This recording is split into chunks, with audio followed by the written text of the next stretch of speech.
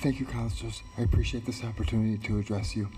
And I want to refer briefly to the email that I sent you all, and the title of the email was, So who decides? My smartphone gets too smart for me. So who decides if we want service that meets 10,000 people on Park Street?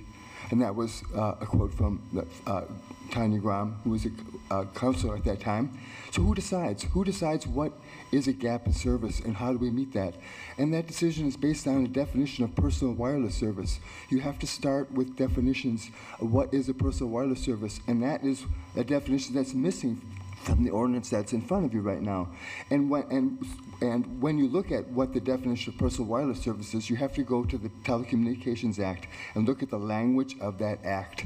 And in that act, in the case of Willith, a 1999 court decision in Willith, they said that they said that we hold only that the Act's ban on prohibiting personal wireless services precludes denying an application for a facility that is the least intrusive means for closing a significant gap in a remote user's ability to reach a cell site that provides access to landlines.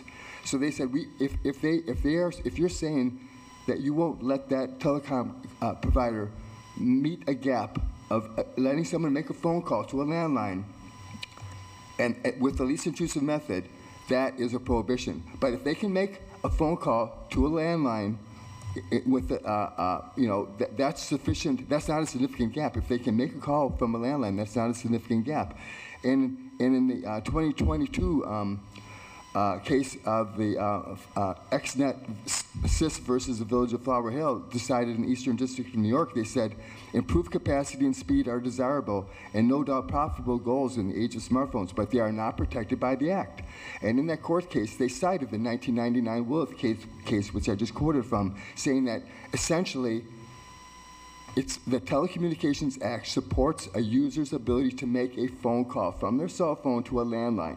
That was the language in the Telecommunications Act. And if the telecom companies are trying to say now that that supports broadband, that's not true. And in fact, the Flower Hill case, which Odette Wilkins cited on October 17th of last year when she was speaking to y'all, that case cited another court case, which said a gap in 4G coverage does not establish that the target area is underserved by voice cellular telephone service. And it also said it is not up to the FCC to construe the Act to say something it does not say, nor up to the court to find broadband communication encompassed by the law. The whole premise that the telecom company is trying to make you believe is that the Telecommunications Act supports broadband. It does not. It supports the ability of someone to make a phone call to a landline. That's it. They have no legal right to go beyond that. Thank you very much. Thank you.